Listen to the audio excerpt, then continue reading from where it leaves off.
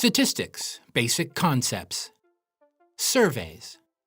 A survey is a series of questions that serve to gather information or opinions on a particular subject. You might have taken one before. People's answers are then turned into data which can be analyzed by the company or organization. Surveys can be filled out by hand, given over the phone, or answered online. In terms of their structure, the title usually appears at the top.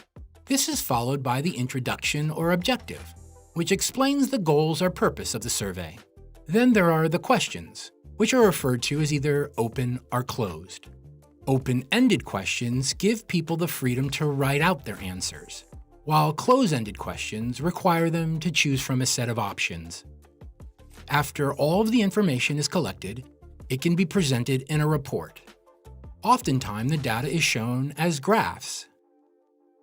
If you make your own survey, remember that it's often easier to make graphs using data from close-ended questions. For example, a sports club sent out a survey to its members asking them which activity they enjoy the most. The participants can choose soccer, tennis, basketball, or swimming.